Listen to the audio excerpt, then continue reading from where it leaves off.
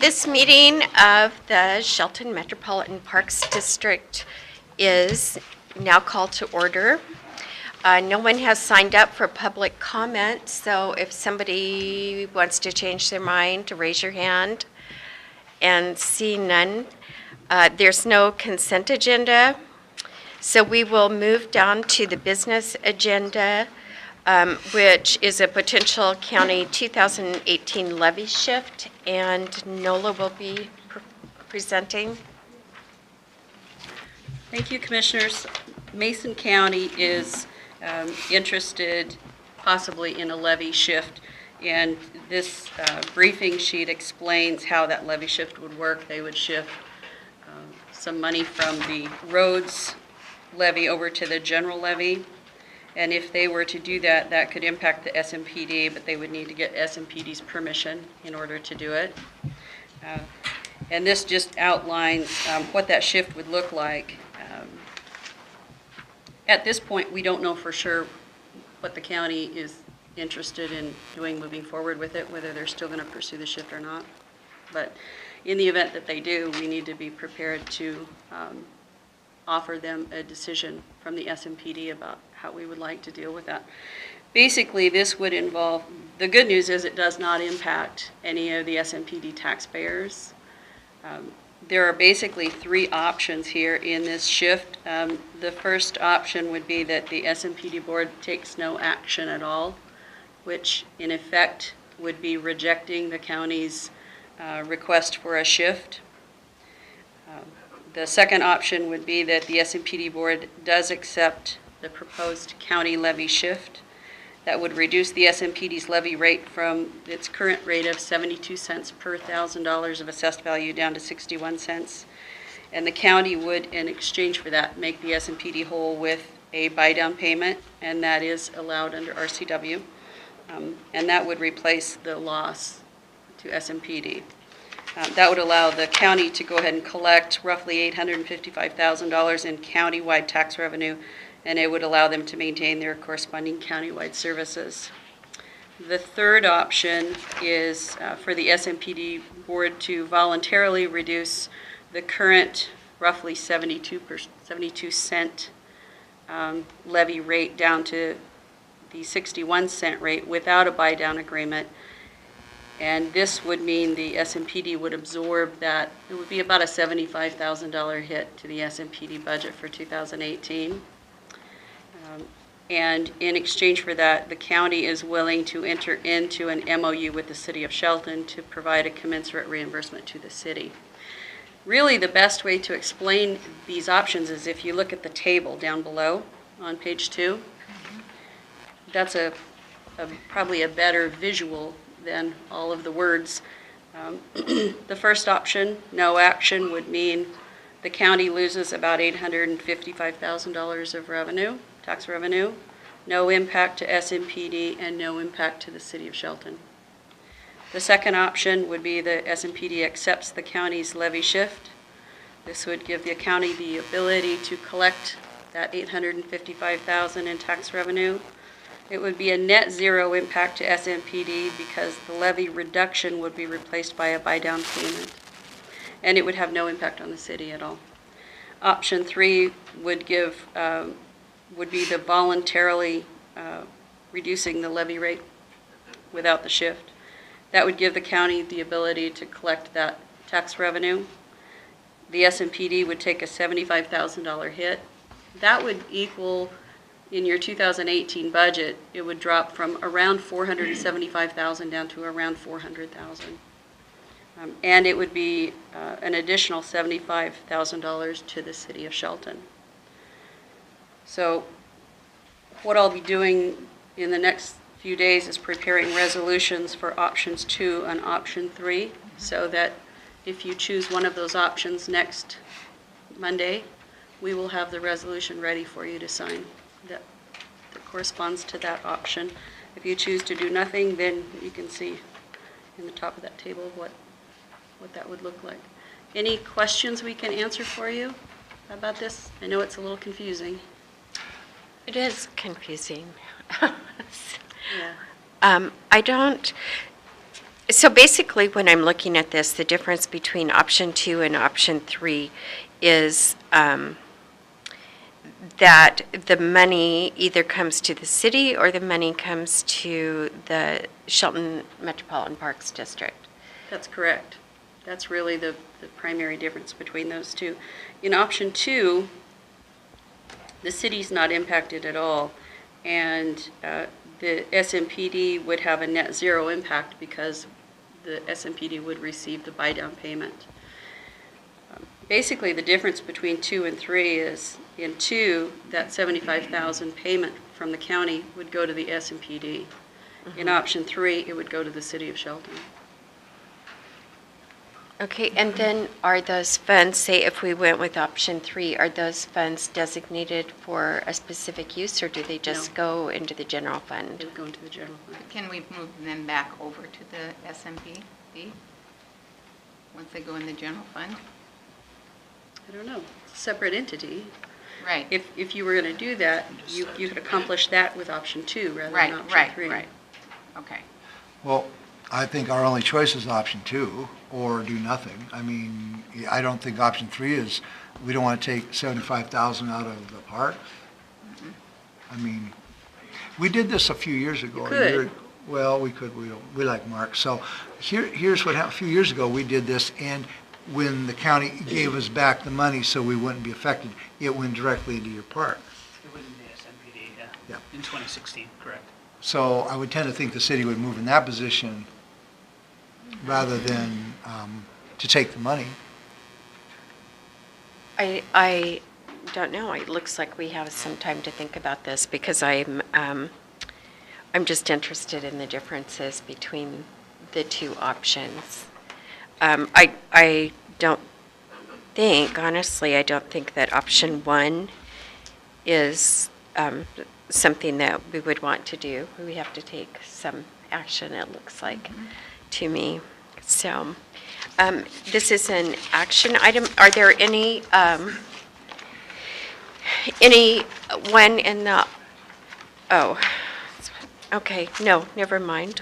Excuse me. Next time we talk about this, I'm assuming we will have additional opportunity for public comment. It'll So, come back as an action item when the county, Yeah. when the county requests And- the SMPD to take action and make a recommendation to the SMPD. So we're still waiting on that from Okay. Mason County. and does that have to be done by the end of the year? We do need to get Believe this so. stuff done. Okay, The plan that's what I was is, thinking. the plan is they're going to make a decision at the county probably within the next few days, sometime this week.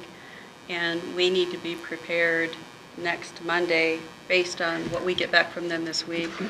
We need to be prepared next Monday for the SMPD board to take action on this. Okay, So a vote needs to be by next Monday. okay. And you'll bring both resolutions forward? Yes. Okay.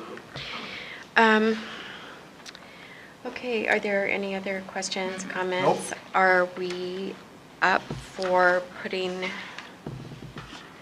this on the action agenda for next week's meeting? I am.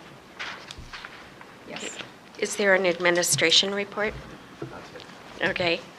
Yeah, so the next special Shelton Metropolitan Parks District meeting will be Monday, December 18th at 6 p.m. And this meeting is adjourned. Thank you very much. I'd like to call our regular City of Shelton Commission meeting to order.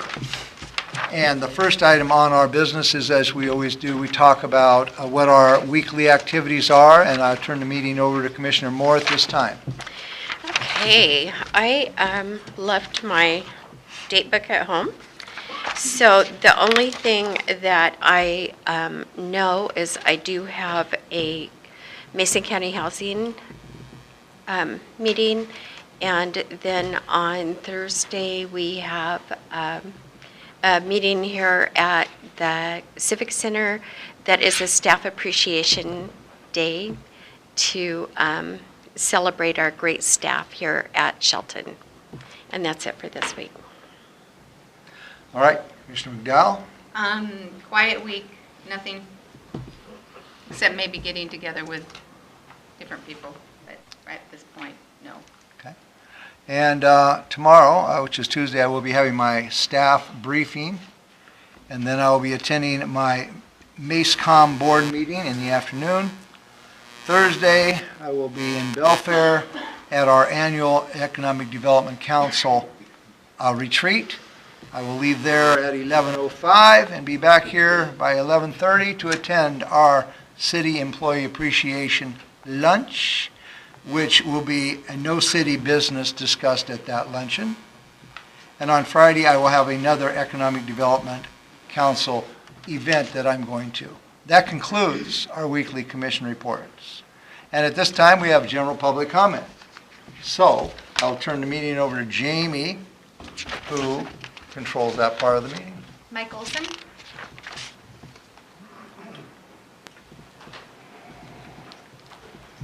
Mike Olson. I'm here to comment on the last few weeks. Our two commissioners who stand in violation of numerous items have both publicly apologized, although, in my opinion, rather weakly. And they both swore to regain the citizens' trust, which refers me to another incident. We're right back to the same spot, and that is Commissioner McDowell's request for salary of our city administrator last week. She hired him. She was one of 3 people that hired him. She should have known that without staff time to fight that, to find all that out.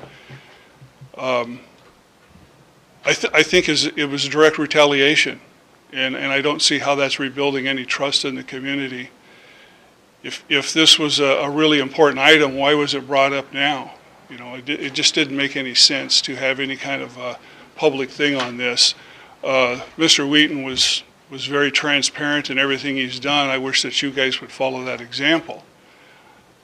Eric Anisco has already done a records request for the same information, and Eric figures prominently in your Facebook conversations, and it just kind of, where there's smoke, there's fire. And I just think this was a direct correlation of you guys continuing harassment of the staff and the city manager. And if you guys ever expect to gain any kind of trust, if you can hold on to your seats, I think you guys need to really watch this. Thanks. Thank you. Lisa Renfro?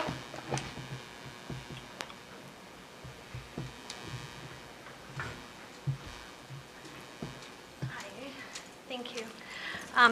Yeah, I was wondering about Parks and Recs, if I could make a comment about an idea for that, even though we're off the subject. Oh, sorry. Absolutely. Lower your mic there. Yeah, I was hoping that they might consider changing the colors to the playground to the same as the gazebo, the red and blue and gray, to make it more visible for perspective, because children, have a hard time seeing in perspective for, their safety, and it would be a little more cheerful.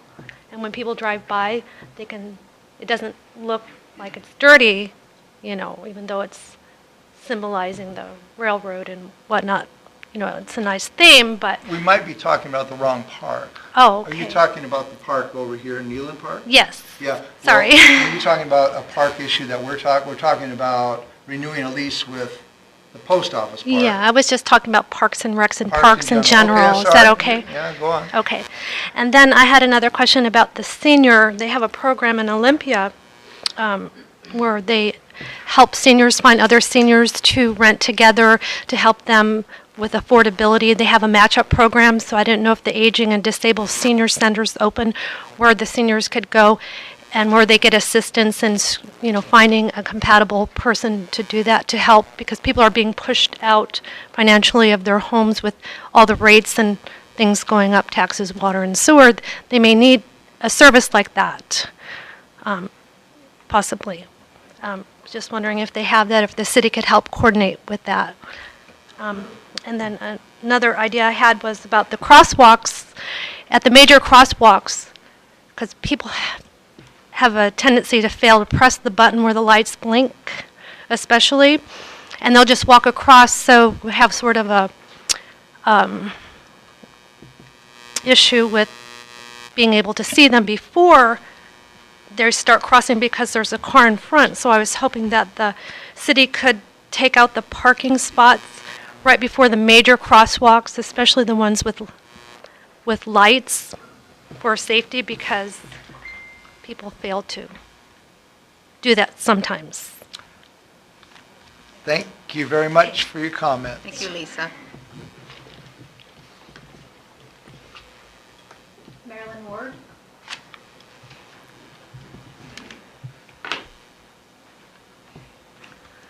Marilyn Ward, 1727 North Cliff Road.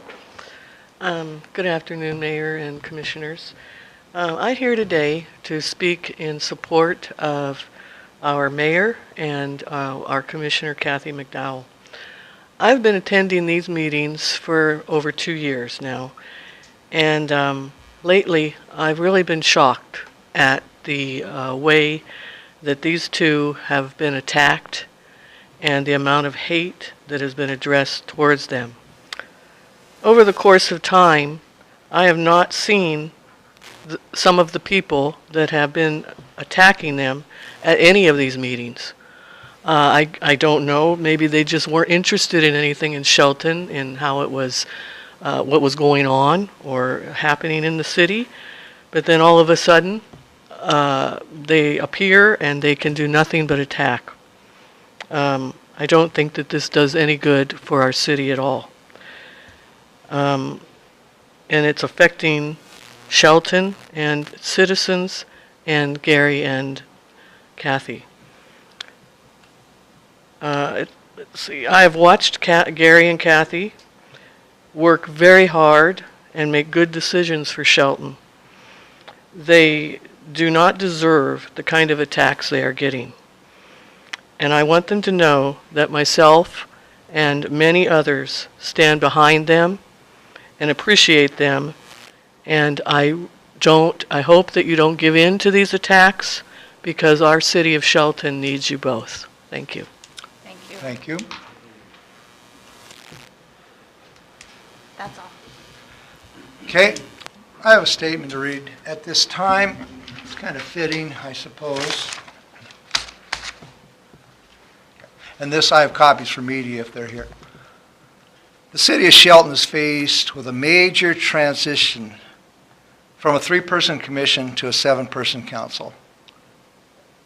Over the past few years, this commission has accomplished many wonderful things for the city of Shelton. Here are a few examples.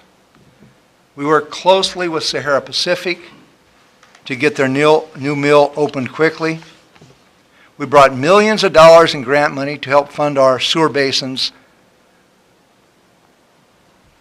and that will allow us to stop raising your sewer rates. We partnered with our local Chamber of Commerce to beautify our downtown. And as an elected official, I work at the pleasure of our citizens.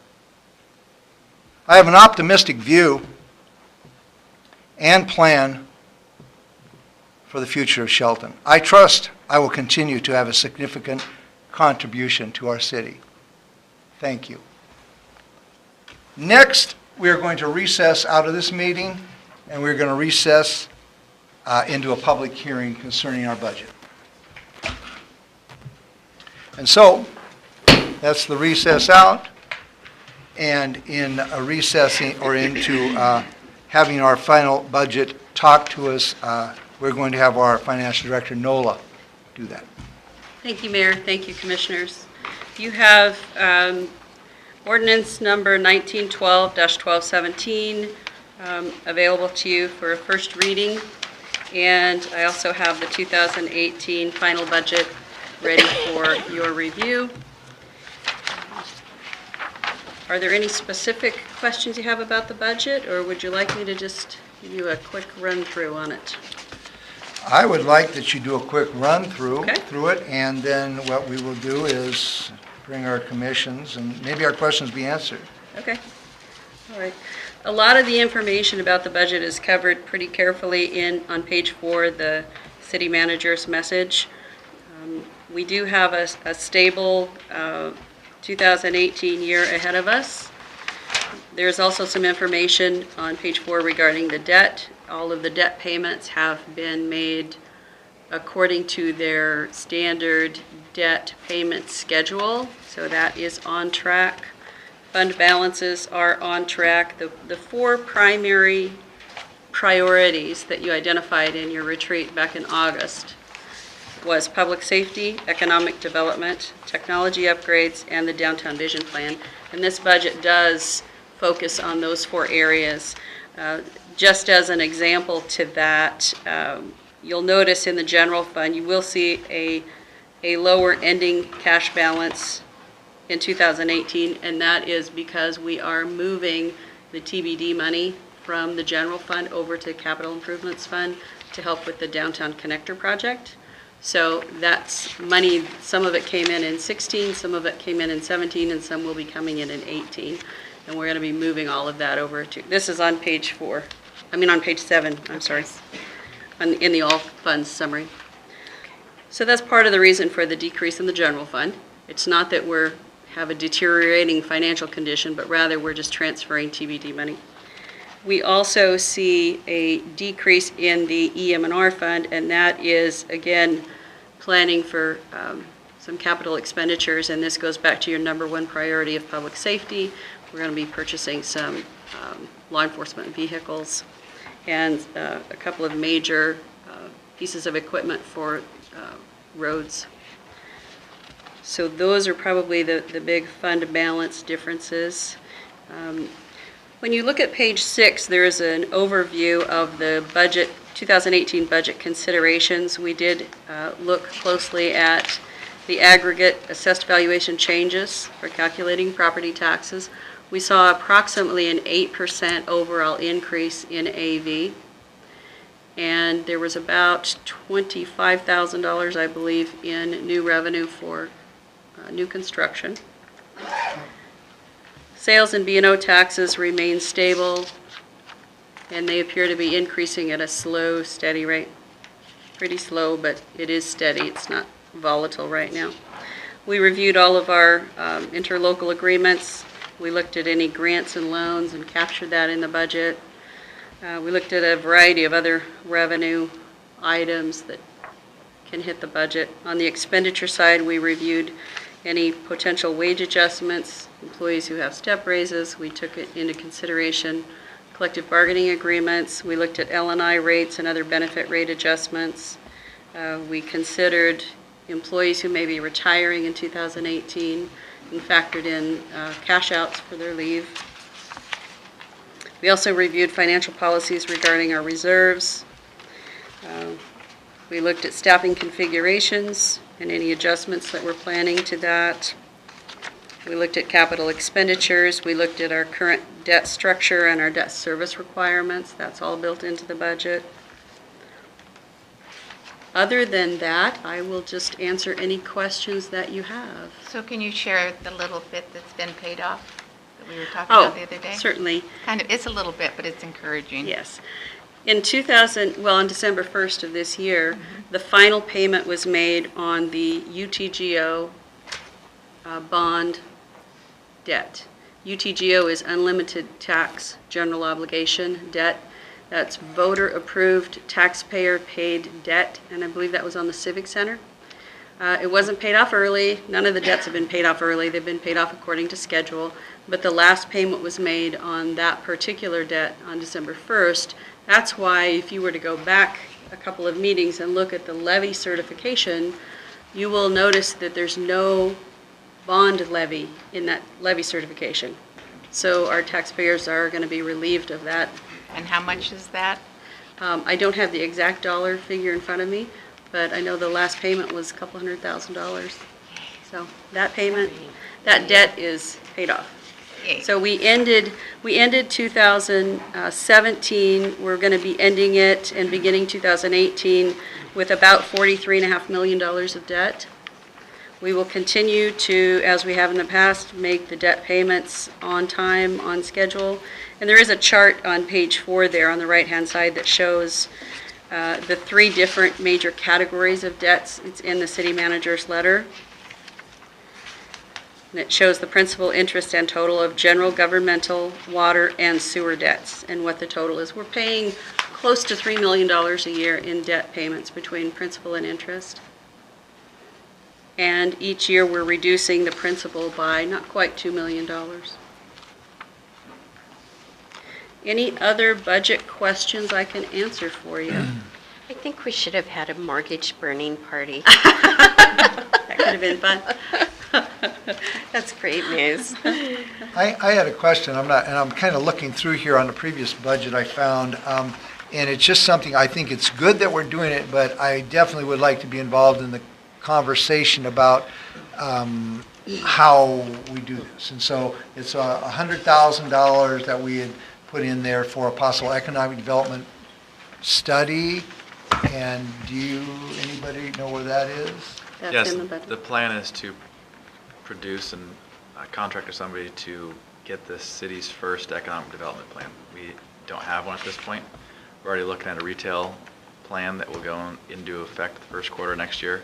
But as we do with water, with sewer, with comprehensive plan that we hear today, we feel it's important to actually have an economic development plan. We have somebody in place now that can do the work, but we do not have the information that businesses need us to have to provide them with statistics, data, to bring their businesses here. So that's the plan moving forward. I think it's an excellent plan, and I really, really support this. I want to be in the loop real close on, if we pick somebody and, in the bid process and what they're going to give us for the bang for our buck, $100,000, a lot of money. So I think it is a very, very positive move for the city to do something like that. Well, any contract of that size would certainly come in from you guys. Absolutely. Well, I think you've done a great job, Nola. I mean, Thank you. really, I just see you burning the midnight oil out there. I see your little light on when I walk by up there, so I know you've been working hard on it. Is there any major change in this paper that you gave us compared to the last paper that you gave us? There could be a little bit of fine tuning. What you have before you there is the final. Okay, and we're going So to... I would assume that anything you might have had before is a draft. Okay, great. And you make this very clear, easy Good. to understand. Good. Thank you. That's the plan. And next year, our goal is to make it better. Easier? Easier too. I'm always Okay. about easy. Okay, thank you. This is an item where we do allow some public testimony concerning that. So at this time, if there's anybody from the public who would like to weigh in, this would be your opportunity. Mike Olson? Yeah, Mike Olson. Yeah, I was former commissioner, finance commissioner, and I was involved in 4 of these budget processes, and they're very difficult. They're very hard to understand, and I want to congratulate Nola and her staff on jumping into this 1 year ago and picking up somebody else's work, 2 previous people's work, and doing an outstanding job with their leadership team. That this is by far the most clear and understandable budget I've seen. So thanks a lot. Thank you. Any other public comment? Okay, seeing none at this time, is there any other questions or comments from our commission? No. Seeing and hearing none, I'm going to close this public hearing and ask for a first reading of ordinance 1912-1217. Nola, do you have a copy? Oh, yes, I do. Sorry. Can you hand that over to Jamie?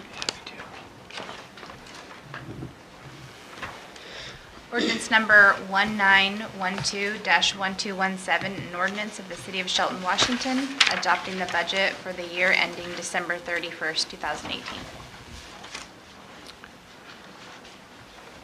And at this time, what I would do is say that we are concurring to place this on next week's agenda. We need any more motions at this time? First reading. Okay. To be continued. Thank you very much. Today was the final budget hearing, Final so budget we hearing. would need this to be on your action agenda. Action next week agenda for next adoption. week. Please. Thank you. Thank you. All right, we're moving into our business agenda at this time, and the first thing is that we're going to have Andy present us with a legislative agenda. Perfect. Thank you, Mayor and Thank Commissioners. you. For the past couple months, staff's been working with Philip Burgess Government Relations, which is a government affairs consulting firm. We're working on the development of a 2018 legislative agenda. At the November 13th commission meeting, Ryan presented you with a preliminary list of potential legislative priorities. These items that were mentioned were brought forward by members of the city leadership team.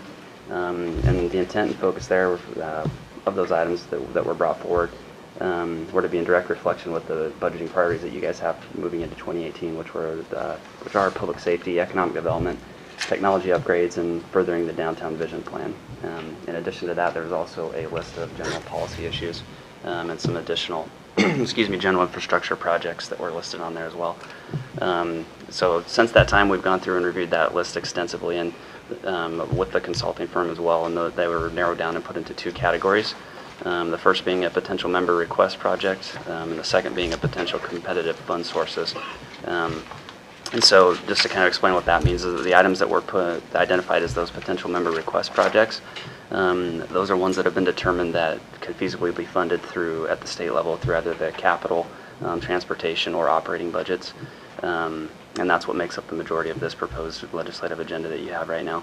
And then the funding projects that were removed from that initial list that you reviewed, those will be pursued through competitive funding sources, grants, also some potential bonds and that were being identified at the both state and federal level. Part of our agreement with Philip Burgess allows us to work with them on identifying different programs where those specific issues would be competitive.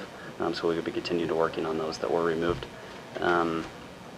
So with approval from the commission, these items that you have in front of you, we would then submit appropriations requests for each project that's listed on here. And those would go to the members of our state delegation for consideration of sponsorship. On there, what it was narrowed down to, what you have in front of you, starting with the items that are listed under the infrastructure section. First one would be the Downtown Connector Project. Second is the Wallace Nealon and Shelton Springs Road Intersection Improvement Project. The Sanitation Plant Reclaim Water Tank. And then the one item that's on the Public Safety section would be the Emergency Operations Center. Three items that are on the Downtown Vision Plan are the Shelton Civic Center paving the parking lot, the Community Parks Restoration Project, and the Shelton Timberland Library repair, the expenses for that. So those are the items that we would fill out actual appropriation requests and submit those to our state delegation. And then the last page are a list of general policy issues that were mentioned. Those haven't changed at all since the last time you saw those in November.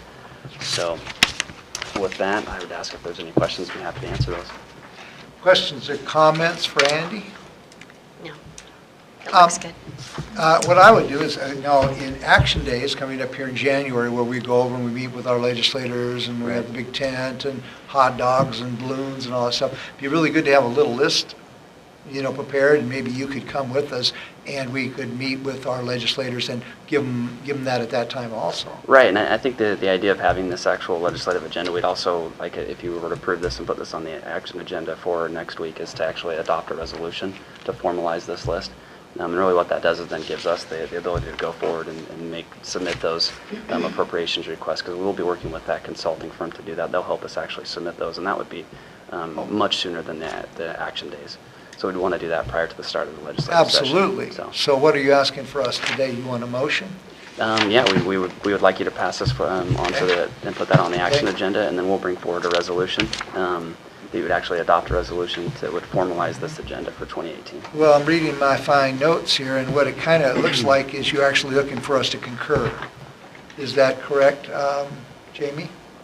I don't see. They're asking you to put it on the action agenda. Put it on the action, so we next concur to Monday. do that. Okay, so do we concur to place this on the action agenda for next week? Yes. Appears we do. Thank you very much, sir. And then we'll be voting on it next week. Correct, okay. All right, next is item number 2 under our business agenda, and that is a comprehensive plan update. Oh, no, this guy speaks for hours. Jason, is there any way, can you please relieve us of just... Well, you're very can you articulate when you do it. No, you do good. I like when you get up with the graphs and the maps and everything. Could you make this very, very easy for Clear. us to get, please? We'll try. Okay. Poor guy No gets maps it and that. charts All right, today. okay. I come unarmed. All right, I turn So- this meeting over to Jason. He's our senior planner. So this is basically an update as to the status of our comprehensive plan, which, to remind the commission, was started back in 2014.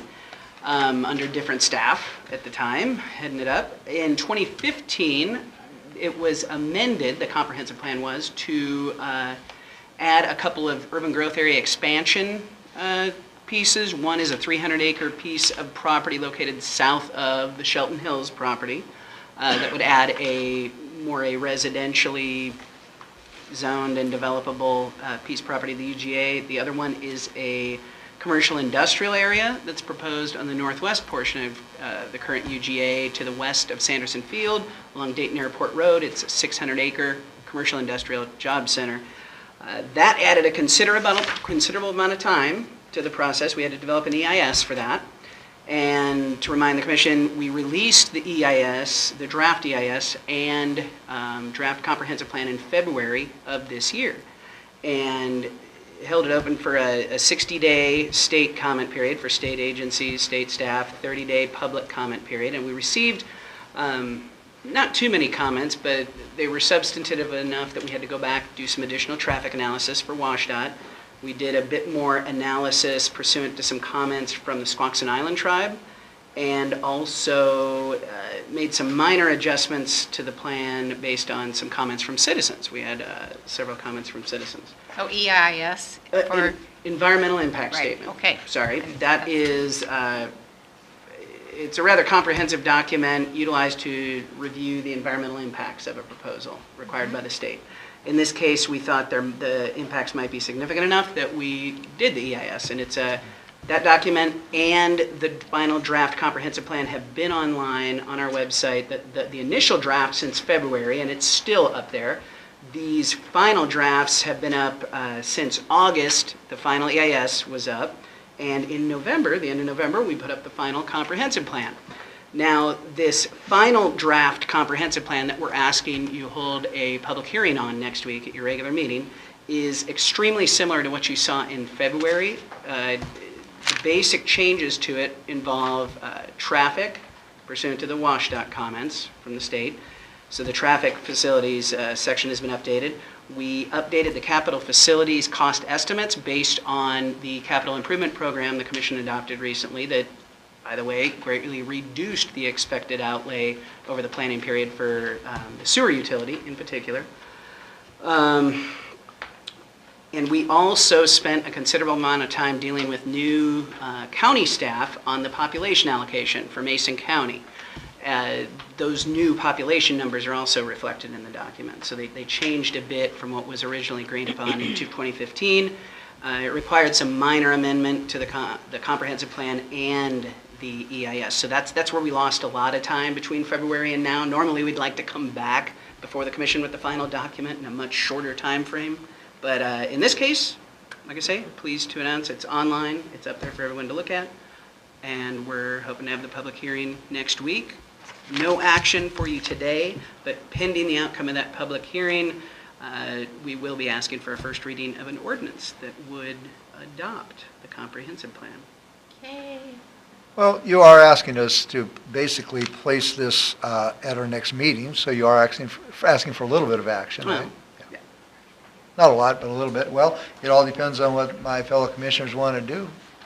Yes. I had, so the reason that the projected needs for the sewer utility are less is because of the new technology?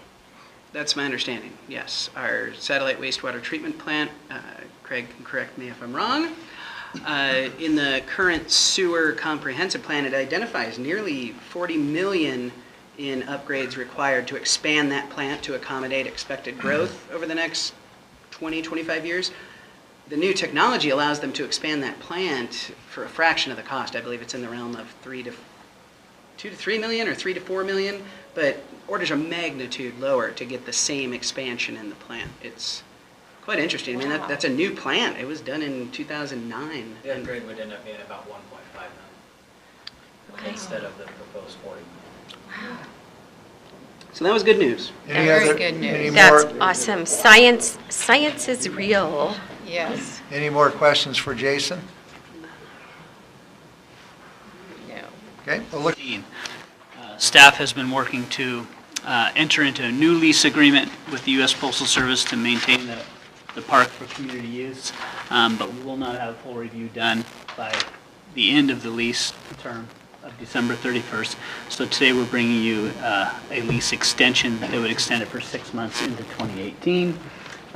This would be essentially the same terms of the existing lease that expires at the end of this year. The city would maintain the park, and the city would also sign and designate 20 parking stalls on Franklin and 2nd Street for use for U.S. Postal Service employees as the original lease indicated. There is a memorandum of agreement that was in place prior to the original lease, way back in 1997, and that I believe you got a hard copy of in your packet today, but for the public, if they want a hard copy, we can provide that to them today. So we are asking for Commission's consent to put this on the action agenda for next week, and we will bring you a new lease in 2018 when all parties have reviewed it and agreed upon the principles. So it's just giving us 6 months to get that in order? 6 months to work on, yes, to work on the new lease, Okay. exactly right. Good. Mark, this came about because I remember back in the day there was a proposal to take out the park and put a parking lot there, is that right? That's right. And so this is how we managed to save Post Office Park. Yeah, essentially the U.S. Postal Service wanted to provide employee parking. Their proposal was to essentially take out the open area on the east side of the existing post office building. The city worked with the Postal Service to create more on-street parking, sign that for their employees' use, and maintain the park area for the public. Yeah, I remember protesting that plan to remove that park, and it's definitely nice to have it there, so thank you. It appears that we concur to place this on the action agenda for December 18th, 2017. Okay, next is we're going to talk a little bit about some grant acceptance here, and I'm going to turn the meeting over to our Public Works Director, Craig Gregory. Thanks, Mayor, Commissioners. We've talked about this project quite a few times, the Turner Street project that we did a grant ask for from the Transportation Improvement Board.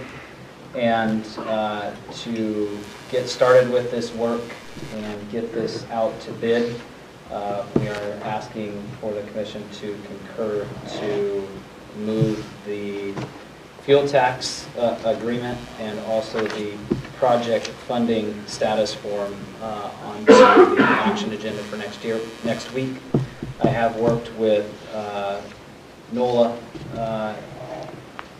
quite extensively to ensure that we have the funding to move forward with the match for this project. So we don't need to worry about that piece of it. I think it's an exceptionally wonderful, wonderful job that's being done, that we're getting 90% grant on these projects. That is fantastic. I greatly commend your department and you yourself for that excellent work in that. Looking forward to moving this forward. I have no problems with it. Do we have a breakdown yet? And it's probably in here, but the amount that's going to come out of the Transportation Benefit District? For this particular project, for Turner Street alone, we were looking at, it was around 30,000, I believe, is what the projected amount was for coming out of Transportation Benefit District money. Okay, well, thank goodness that we have that. And just for the public, is what we've decided to do as a commission is to leverage that money, that 30,000, to get something like a 10% to 90% grant. And so that's an excellent use for that money, rather than just taking all the money and just doing one project. We're taking 10% at a time, which is doing major projects. So I think that's a good choice and a good way to go. Okay, thank you very much. So I believe we concur with that to place that on next week's action agenda. Yep. All right. And I think you have some more grant information to talk to us about? Same thing with the downtown connector project funding. TIB needs those same 2 forms signed and sent back to them before we can actually move forward with the downtown connector project. Not quite as good of a match on this project. To get it funded, it was recommended that we ask for 70% of this total project. And the total grant was for $3.3 million, with about just short of $1 million coming out of the TBD funds, and the rest picked up by Mason County PUD and Mason County Transit Authority, along with Mason Conservation District, with the efforts that they're putting into this project, also making up a total project of just better than $5 million. Questions or comments? I just want to say once again, because I can't help but say it every time, is I'm so thankful for our community for passing the Transportation Benefit District. And we're already seeing, after 2 years, these wonderful fruits and progress that we wouldn't otherwise have had. And so I just am always grateful for the voters. I'm always grateful for former Commissioner Olson for pushing that through. And it's something that I assume we will always have. We'll be voting on that again in 8 years now.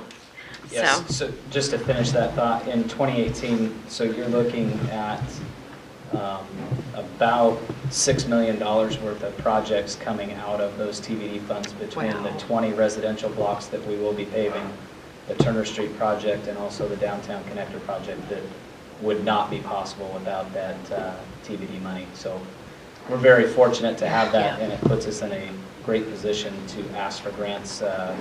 It did for this year and moving forward in years to come. So great.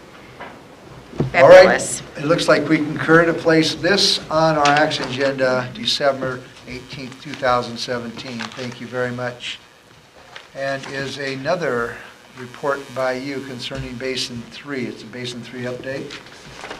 So as we were getting ready to get Basin 3 to bid, we have been informed that there is a chance that the capital budget will not go through again for 2018, which would put us in a position that basically leveraging about $3 million that is either a direct appropriation or reappropriated within that capital budget that we would not receive, and would have to make another ask in 2019. So just wanted to make sure that we were transparent with the commission to move and have you make a decision on whether to move forward with this project. We do have funding available of around $4.4 million in loans. That is a 20-year loan at 2.3%, so it's a fairly low interest loan. And then we've got a direct appropriation of $1.455 million, and also a DOT grant, a Centennial grant of $1.975 million, which right now the engineer's estimate, the most recent one that we just got back from the consultant design engineer, is $5.63 million, and that does not include any road restoration. That is just trench restoration at this time. So we would be dipping into those loan funds if we do decide to move forward with this project. If I could speak first about this, because this is very dear to my heart. If we have to borrow money to do that basin, we have to borrow money to do the basin. I have fought for 5 years to get every penny I could, working with Craig and his department, Senator Sheldon, Drew McEwen, Dan Griffey. I've been in their offices crying for 5 years. If that $3 million doesn't come back over here, we have to do the project. And if we do go forward with a potential borrowing $4 million for this, or whatever you're requesting. If we're halfway through it and that money comes out of there, we don't have to take the whole $4 million. I mean, there is a slight ray of hope that that other $3 million will come back and do this project. I think it's more than a slight ray of hope. I think it's, from what we understand, it's about a 50-50 chance. But certainly, moving forward with this project, we would expend all of the grant funds. This project looks like it's about a 2-year construction period. So we would certainly expend any of those grant funds before we dipped into the loan portion of that, and hopefully that would give us enough time to get that capital budget passed. We did ask the question and haven't gotten an answer back yet, is if we did get into the loan portion and then a capital budget was passed, could we use that capital budget money to pay off that loan? We haven't gotten that question answered yet, but we're certainly awaiting that to figure in the decision of moving forward with this. What is the percent that the engineers' estimates are going up? I know construction's getting expensive. We've heard as much as 50% over engineers' estimates. How much? 50%. We are hoping that with the staff time and dedication that they've put to this project, eliminating and just tightening up that bid for quantities. We've changed a few of our standards to allow for some savings by getting rid of controlled density backfill, which is basically concrete within the road section, and going back to compaction testing and using bank run material, which would save us somewhere around $500,000 to $750,000 on that project. So we have tweaked it somewhat and tried to build in some savings there, but the bid market right now is not great. So it sounds as if we may end up needing some of that loan money, even if we do get all of the appropriations in. Yes, that is entirely possible. And it will be a decision that we will bring back for the commission to decide on whether, right now we've got 2 different schedules within that. So Schedule 1 is just the basin rehab project, and Schedule 2 would be the paving of all of the roadways within that basin. So we will be bringing back to the commission a decision on whether we want to dip into any of this loan money or additional grant money that would go to pave those roadways also. Okay. Did you ask what the construction, is that what you asked, the cost? I asked about the engineer's estimates and the cost of construction going up. All right. All the time. Well, if anybody can fix this, it's Craig Gregory. I'll just tell you right now, my total faith and confidence in that young man is high expectations. So I don't know, do we have anything else to discuss about this matter of Basin 3? I just would like to add that I am on a local board, the Oakland Bay Clean Water Advisory Board, and it's made up from a number of entities who are involved in the clean water in Oakland Bay and down Hammersley Inlet. And they're extremely excited to hear that we're going to go ahead with this project.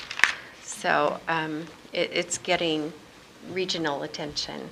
So We'll keep our fingers crossed to get that capital budget passed. Get it? yeah. Just do it.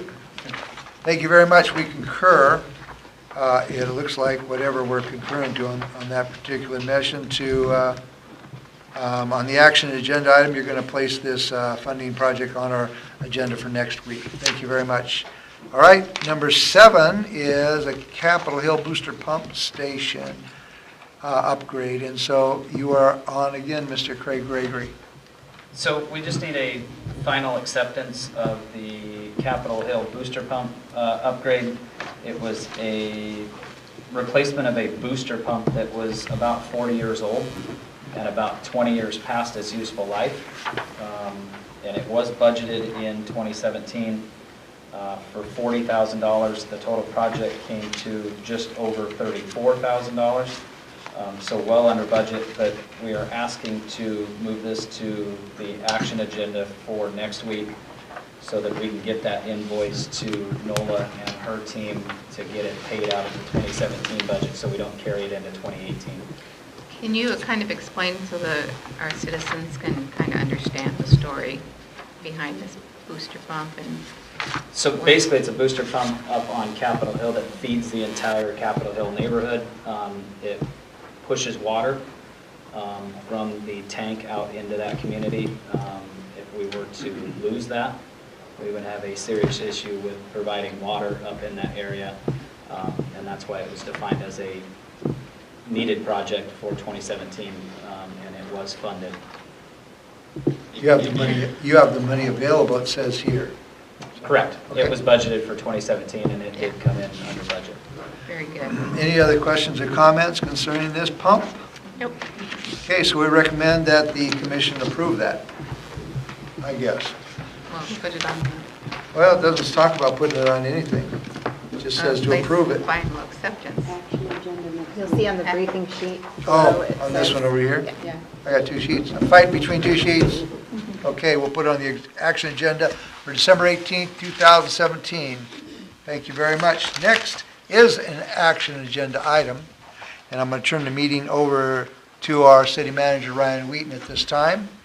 Mayor and Commissioners, we're bringing back the ordinance from last week that you voted on, changing the commission meeting times from Mondays to Tuesdays, first and third Tuesday at 7 p.m. We didn't specify first and final last week, so we're asking, unless there are any other questions, to do a final reading, a second reading, and then take another vote just so we make sure that we cross all the Ts and dot all the Is. That's right. This is an item where if anybody from the public wants to talk about this, we're changing our meetings from every Monday to just every other Tuesday, evening meetings only. This would be an opportunity for somebody in the public, if they want to talk about this, we think it's a good idea. Seeing nobody coming forward, what questions or comments does the commission have concerning this? There are so many moving targets on this change, so I appreciate the work everybody's going through to make this transition go smoothly. My question is, and this will probably be something that will have to be decided by the council, is there are a number of meetings that we attend during the day at different hours of the day. And so I'm concerned about making sure that we have city representation on those boards, because a number of the people that I'm talking to who are interested in running for council will not be able to make the daytime meetings because of their jobs. So at what point will we be talking about that? We won't know what people's schedules are until they're elected in the spring, so if that issue does come up, then we would certainly deal with it then, but at this point, we're anticipating that having 7 people versus a 3 will have.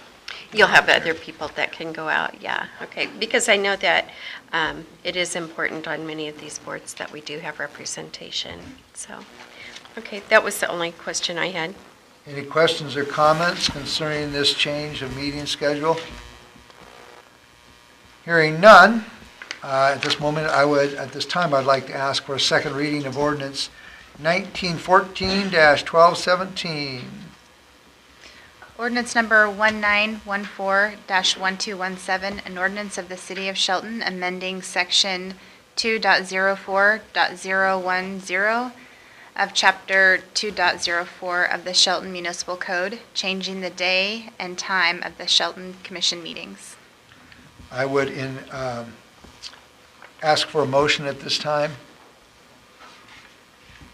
I move to adopt ordinance number 1914-1217, an ordinance of the City of Shelton, Washington, amending sections 2.04.010 and 2.04.020 of Chapter 2.04 of the Shelton Municipal Code, changing the day and time of the City Commission meetings. Should we put in council meetings on that? No, not at this time. Okay. There's a motion. Is there a second on the motion? I second that. Okay, there's a motion, second. Any further discussion? Hearing none, all those in favor signify by saying aye. Aye. Aye, opposed? Motion passes. All right, item number 2 is a first and final reading relating to salaries of the city commission. Mayor and Commissioners, this is some information that we've briefed on, I think, twice before, and prepared this for your review last week. This ordinance would change not only the salary, but also eliminates the per diem that's currently in place. So we brought that forward. As you'll notice on the last page, the compensation for meetings and the salary remains the same for the 3 current commission positions until such time as those positions, the terms end, and then everybody would be the same. On the last page, you see a breakdown of that information, and what we're proposing is a $6,000 a year salary for commissioners. And then at a point between now and when the council actually takes its seat, we would also request that we, at some point during that time, look at a salary commission that can actually review this for the council when it comes on board. Questions or comments? We have, excuse me just a second, we do it from the public. I think we usually go with public first, and then we'll talk about it. We did see a hand over there. Did you want to speak? Please. And you are Carolyn Herr. I'm Karen Herr, I'm the county auditor, and I'm just here to encourage the city commission to establish new salaries for the council members. We did receive your resolution asking us to conduct the election in February, and we're happy to do so. We plan to conduct a 3-day filing period starting Monday, next Monday. There's been a little confusion on those days, but it'll be Monday, December 18th through Wednesday, December 20th. And when candidates come in to file for office, they must pay a filing fee, and per RCW 29A24091, a filing fee must be equal to 1% of the annual salary of the office at the time of filing shall accompany the declaration of candidacy. In the event that new salaries are not established today, the only option we would have is to charge the 1% on the current salary of the commission. And I would know, and you would know, and all the candidates would know that that is incorrect. And that concerns me. And so I'm just here to encourage establishing new salaries. I would just like to add that per my legal counsel at the county, if you decide not to establish new salaries, we would be requesting a hold harmless agreement from the city to the county in the event that there is any kind of potential claim against the county related to this issue. So I think we're leaning in your direction. that's great. Just to make sure, yeah. I saw last week that it was taken off the agenda, so that did concern me. So Very good. we're kind of between, it's next week, so we'd really encourage that to happen today. Well, I'm on your side, so let's just move forward and see. Any questions or comments? We do have one more person okay. on public comment. Oh, that's Mike right, Olson, okay. Oh, please. public comment. Mike Olson, I have a couple more comments on trust and transparency.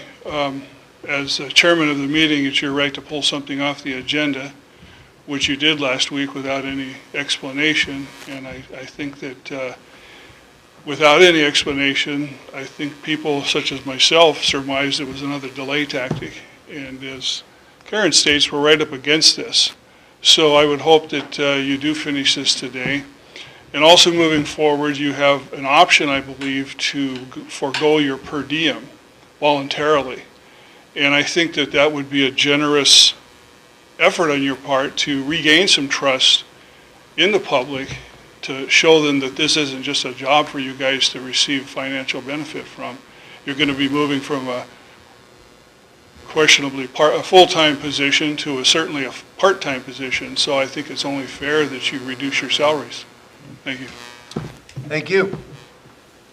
All right, any other questions or comments from the public? I don't see anybody at this time. Any questions or comments from our commission? Yes, I do have some questions. I'm fine with moving ahead with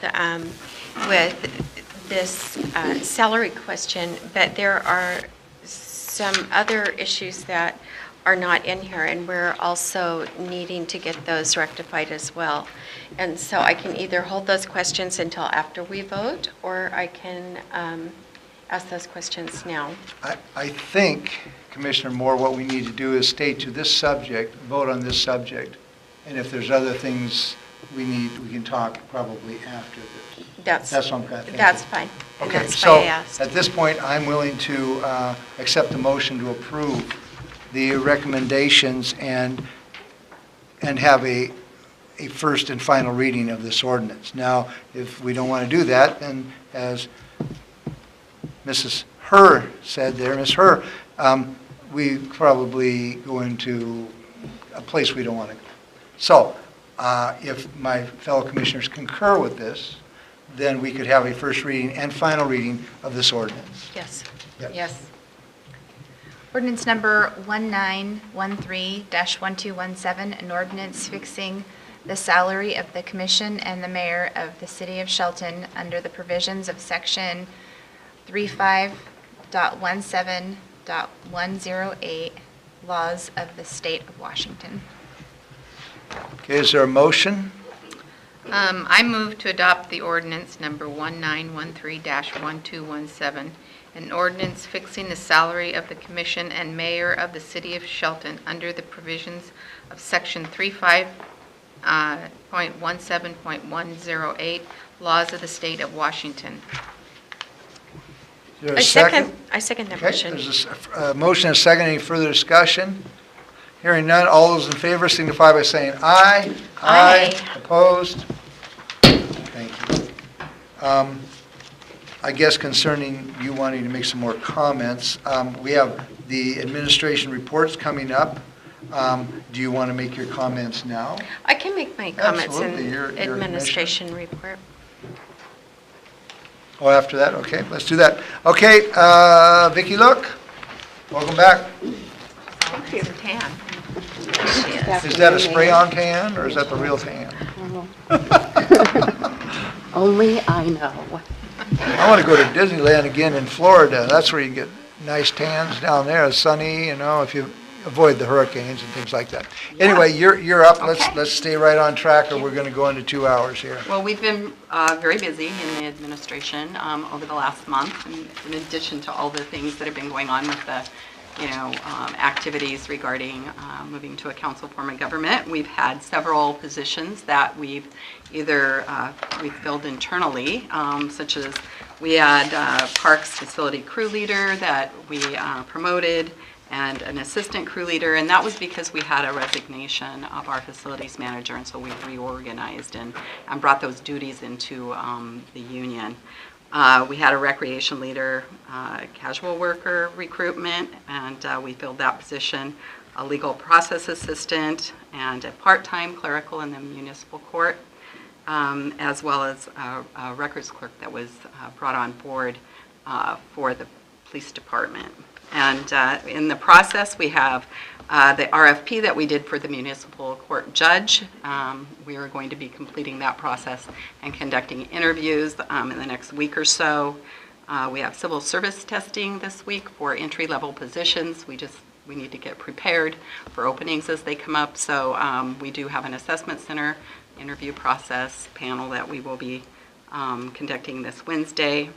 We did a recruitment for an administrative support assistant.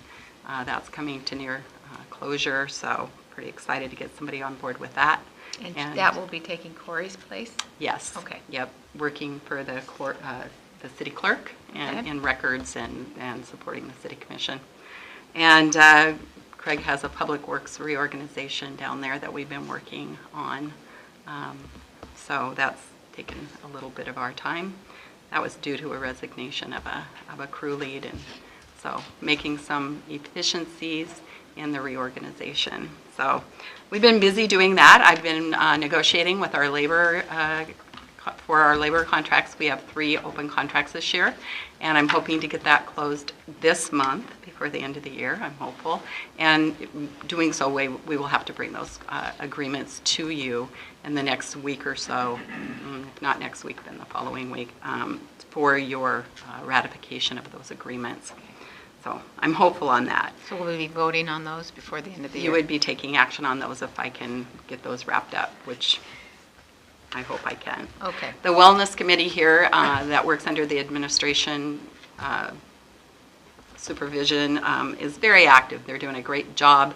They've done a lot of activities, which meets the requirements to receive a grant from our Association of Washington Cities, who we have our medical benefits through. So we're on line to get a $400 grant that we can spend toward wellness activities and/or equipment for a fitness room.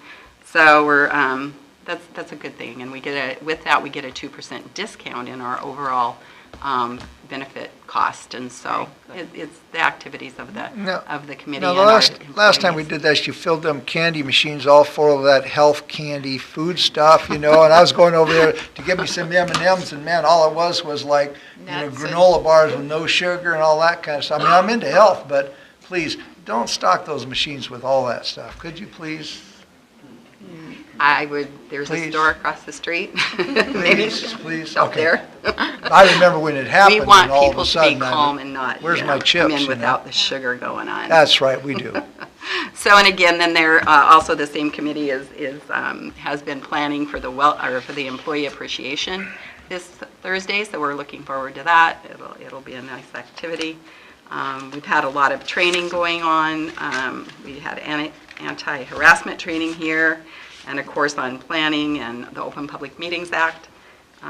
Elected officials, you went to that just recently, I believe, and we also participated. I am the assistant up there in HR, participated in best practices for interviewing and hiring.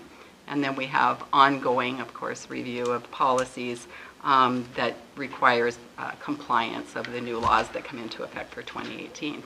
So that's just in addition to some of the things that are the routine things that I won't bore you with. You're never a bore. Vicki, look, and that's just amazing how much there is to run a city. It just goes on and on and on. But any questions or comments for Vicki Look on this administration staff? I don't have any questions. Thank you. Sounds good, Vicki. Thank you very much. After 2 weeks, I might not know the answer. Yeah. Next is our financial update from Nola Van Udeg. Thank you, Mayor. Thank you, Commissioners. Since it's the middle of December and I came to work here almost exactly 1 year ago, I thought it would be helpful to give you a summary of what's been happening in finance in 2017. So I'm going to give you kind of a big picture overview of what we've done this year and what we're focusing on for 2018. First, I'll talk about the GAAP to cash conversion. We completed the city's conversion from GAAP basis to cash basis accounting retroactive to the beginning of 2016. We did that about mid-year, and that really helps to improve efficiencies in the finance department. We also implemented Positive Pay, which is an electronic check monitoring and anti-fraud system. We implemented direct deposit for all employees. This improves security and efficiency, and it saves our employees time and money.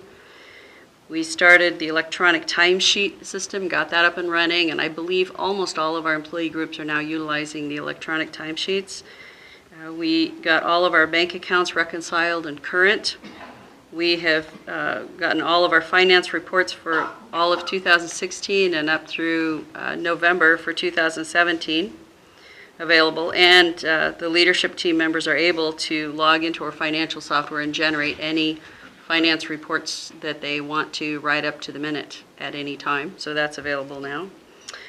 We spent some time consolidating and streamlining our vendor accounts and revenue and expenditure accounts. When I came here last December, I discovered we had in excess of 3,500 individual revenue accounts and expenditure accounts, which is really a lot. So we've been working on reducing that and seeing where we can logically consolidate some of those revenue and expenditure accounts. There were some duplicate vendor accounts. We've gotten those cleaned up and merged as appropriate. The garbage service transition was a big project for us. Got that smoothly handed over to Mason County Garbage on the finance component of it. The auditor's office came in, the state auditor's office, and they completed our 2015 financial audit, and that was finished as of a couple of months ago, and we did have a clean audit. They also finished the 2015 and 16 accountability audit. That as well, other than a couple of minor exit items, was a clean audit. As far as the 2017 amended budget, that was just recently approved. My goal for next year is that we'll be doing that in June instead of December. As far as business license renewals, we've been looking at our system for business license renewals, and we have changed that to try to improve some efficiencies there. We'll probably be spending some more time on that next year to clean it up even further. As of last Thursday, we had a consultant come in from Tyler Technologies, and he was here for 2 days. He's working with the staff to launch the InterGov, which is a software that's compatible with our financial software. InterGov deals with permitting and tax reporting, and he is in the process now of building the infrastructure of that for the city of Shelton. We are targeting a go-live for InterGov in early 2018. We're hoping February, if all goes well. The 2018 budget, you know where we are on that. That was a significant undertaking for me this year because I had to basically start from scratch and build a new system for creating a budget. We now have a better system in place than last year, but not as good as next year. So we're happy to have that process in place and working. For 2018, our focus is going to be on getting the InterGov module fully functional for both permitting and business tax reporting. We're going to be focusing on improving our budgeting processes. We're also going to focus on getting caught up on all of our annual reports and audits. We're working with the state to implement the state business licensing service, because that's one of the requirements now. So we're in the queue. We're just waiting for them to call us and say, okay, it's your turn to get set up. So we'll start that setup process next year, and we'll need to work with them to coordinate their service along with our internal records to make sure those mesh well together. We also have on our list of things to focus on next year, we want to audit and update the indirect cost allocation model for the city. And we want to implement a web-based tool called Insight, which is a utility billing customer website that we've talked about before. We want to also implement the purchasing module in our financial software. And we are hoping to review and update all of our financial policies. And I did not do all this work myself. We have a really excellent finance team. Elaine Merka, John Sem, Bobby Smith, Cheryl Betrazov, Kim Kilmer, and Megan Croson are the other people that they're usually the ones behind the curtain you don't see, but they do a lot of this work to make all this happen, and they've been an excellent team. So that is my report for finance. And then you take a nap. Any questions? A lot of work. Sounds good. Thank you. All right, Mr. Craig Gregory. Thanks, Mayor, Commissioners. Just want to start off by thanking the Public Works crews for making downtown look so great for the holiday parade that we had last week, and the decorations on the vehicles and equipment that we also put into the parade. They take honor and pride in doing that. So thought it looked really good down there. Could I enter 1 second? Sure. Secretary of State Kim Wyman was in town. I was talking to her, and she said our downtown literally smoked anything she's ever seen. So there you go. Tell those boys they did a great job. She loved it, and so that's from Kim. Thank you.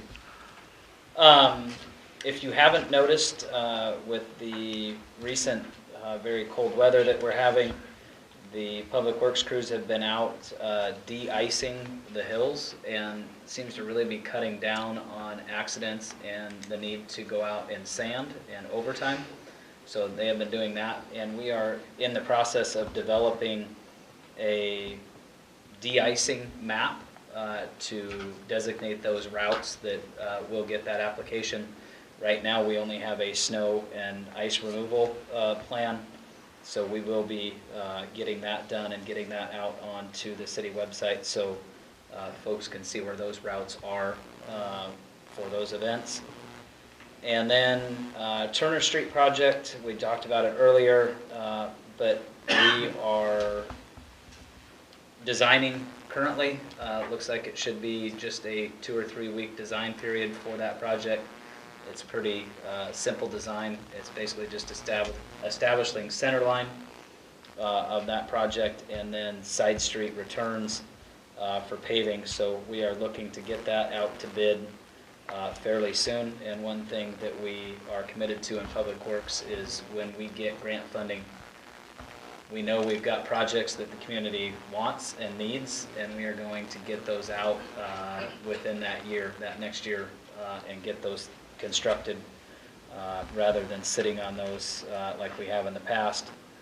The Downtown Connector project, we just received 50% design last week, and crews have gone through and the engineering staff have gone through those 50% designs, and Gray and Osborne has done a fantastic job putting those together, and it doesn't look like they will be too far off from getting us a 90% submittal sometime the first week of January. So we're pretty excited about that. They're ahead of schedule at this point. They were supposed to have us 100% by mid-February. So any time that they can save us to get that out to bid this winter instead of in the spring will certainly help our bid prices. So we're hoping to push that out as soon as possible. It does look like we've had a few major changes to that design than what we presented at the public meeting a few months ago. So we are likely to have another public meeting soon, probably sometime mid-January after we get those 90% back, but certainly before we finalize that project design so that the public can voice their opinion and give us their comments. Can you specify what the major design changes are? It is two of the major portions are the center divider islands and what we're actually going to do with those. With the original proposal, we weren't real sure what the spacing and size of those would be. We have looked at those, and the other one will be the intersection improvement at First and Alder. Okay. But we will also be meeting with our public safety officers also, not only from the city but also the county, to make sure that that First and Alder section is going to work for any of those emergency responders trying to get through that intersection. So that is it for me, unless you have any more questions. I had a question about the Turner Avenue project. I know that the Complete Streets is one of the things that we're looking at. And how is it that we don't have to put sidewalks on Turner? Through the arterial preservation program, through TIB. Okay. That is one of the grant opportunities that they have that is designated for just a roadway paving project. So it's not really an improvement? It would be an improvement to the pavement, but not, the overall scope Okay. of the entire road section, and that's really what that grant is for. It's not a complete streets component. Okay. It doesn't ask you to do any traffic calming, sidewalks, any of those other things that Downtown Connector project was asking for. So it's more like a maintenance type? It is more of a Okay. maintenance, yes, that is correct. There's not much room on each side for sidewalks up there anyway, is there? On Turner? No, you could get them in. We You have get 'em plenty of in. right-of-way. There's a 60-foot right-of-way there. It would mean that you would most likely have to push back quite a bit of the property owners' Right, that's what. sections. Right. But we certainly do not have the funding for that. Yeah. That would be very expensive to install a sidewalk either on one side or both sides of that roadway. And like Commissioner Moore pointed out, this is really just a preservation of the pavement that's there now. It's right. not adding anything to it, landscaping, sidewalks, any of that. sort of thing. And that will be something that, working with the consultant, Steve Gorchester, this is one program that is very well funded and something that, with as many designated routes that we have, he's suggesting we put in for one of these annually. Oh, And fabulous. he thinks we should be able to get one on an annual basis. So that is one thing that we will be continuing to do. Are we going to have a maintenance program on, or maintenance plan on Turner? We are right now looking at a maintenance plan for all of our streets. Okay. Getting into a road rating program along with sidewalks and ADA ramps in addition. So we will be bringing that forward hopefully by mid-year 2018 of what we're actually looking at. And it'll really give us the ability to really define those residential streets and also those large projects that we go after for funding, and be able to prioritize what those are so that we're not just randomly selecting streets out there to fix. So it'll give us a better idea of what really needs to be fixed. Yeah, okay. So Craig, assuming that we do continue on yearly and go after another of those grants, if it is a street with sidewalks, does the grant provide any maintenance dollars for the sidewalks, or is it just the street? It's different programs. They've got 4 different programs that you can apply under. Okay. And really it's the arterial preservation program is really just streets. Okay. The other 3 are for larger projects, so that would be sidewalks, streetscape, lighting, all of those other things. So you really have to just pick and choose Okay. of what you really want to go after and how often you're actually going to get those funded. So those major projects, we understand, are every 2 or 3 years. The arterial preservation is probably every year. So it really depends on what you're asking for as far as funding goes. Okay. But we will always take a look at sidewalks. Yeah, I ADA like ramps. sidewalks.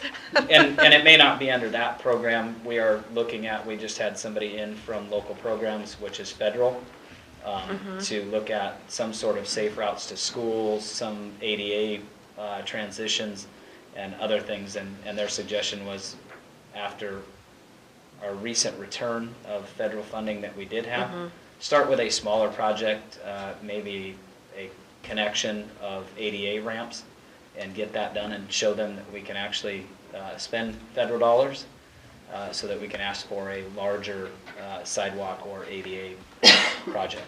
Great. Yeah. Thank you. You're welcome. Thank you very much for your report. Item number 2 is a city manager report. Do you have a report for us today, Mr. Wheaton? Just one thing, Mayor and Commissioners, we now have the basic information that we need to put out kind of a final synopsis of what's ahead for the council so that when people do register or file to run, we'll be able to provide the basic information. So we just wanted to thank you 3 for getting all that stuff done in such short notice. I know there's a lot of work to get through, but There'll be a paper that they will be handed, or, that'll be up to the county, but what we'll do on our end, we've already put out information about what decisions were ahead. And tomorrow, our communications team will work on getting information out about what's been decided, and that information now can go over to the auditor. My question from earlier is somewhat related to this. Were you finished? I am done. Can I interrupt now? Okay, a couple weeks ago when we were having the discussion on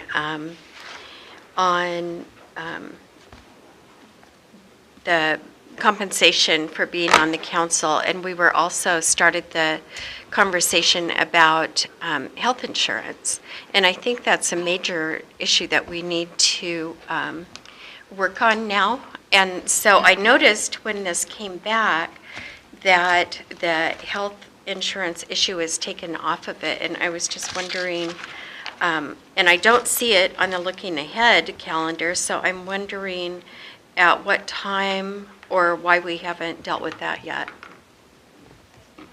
We wanted to make sure that we got through the salary component, so the benefits we recognize we do need to address, but at this point we don't have it on the agenda, but take a look. I guess my question would be, when will we look at it? It would be a fair statement to me to make sure that the people who are looking at running for office would have a clear a clear vision of what their compensation will be.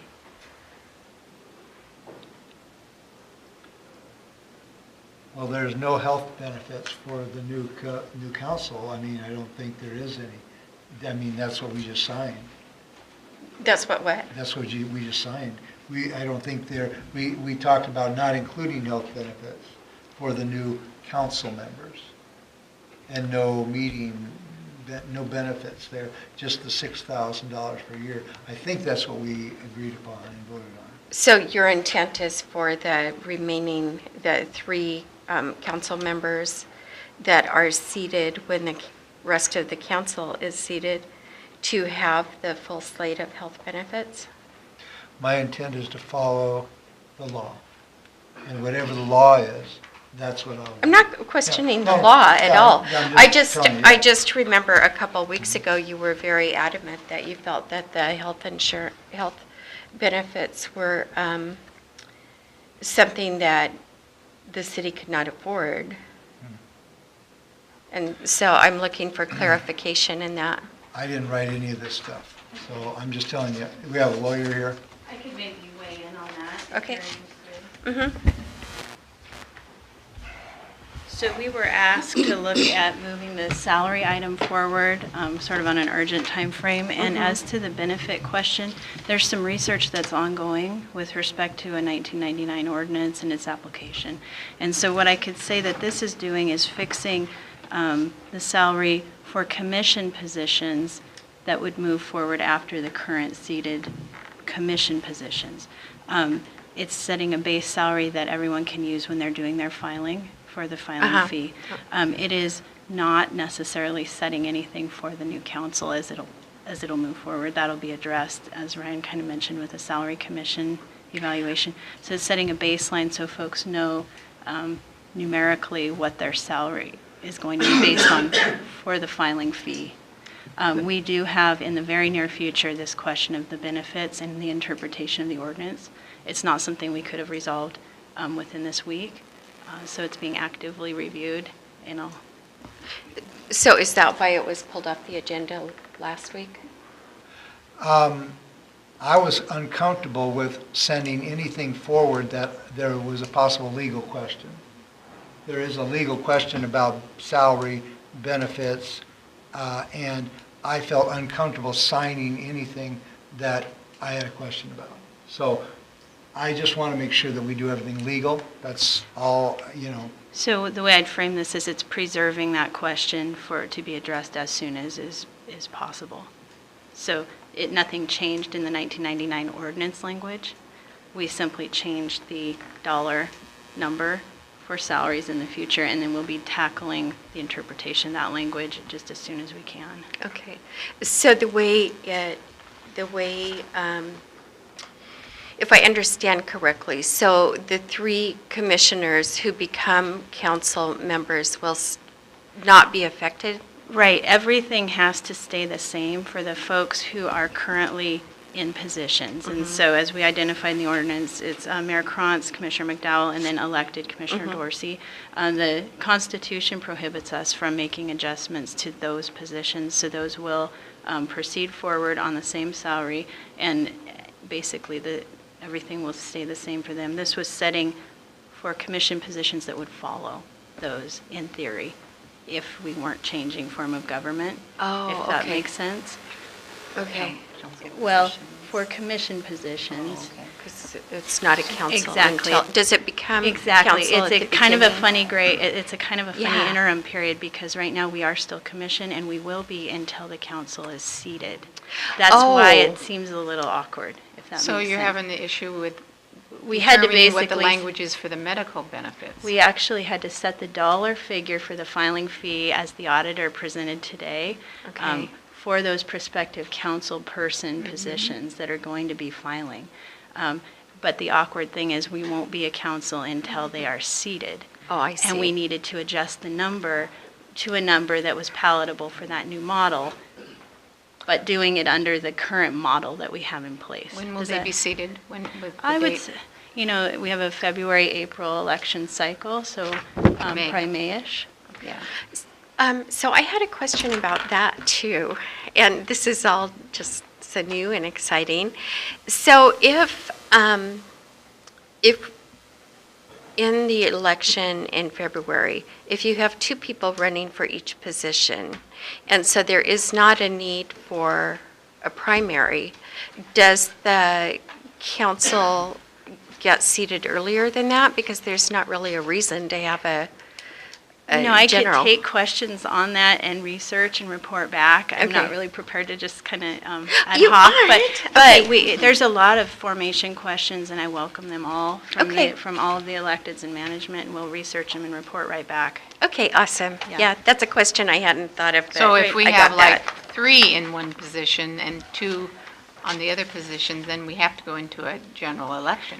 And that's what I was saying. Right. We'll make sure we research all that, and if you all have questions, we can map it out hopefully very clearly. Okay, sorry to put you on the spot. No, that's fine. Well, the Yeah, key that's is fine. we just have to do everything legal.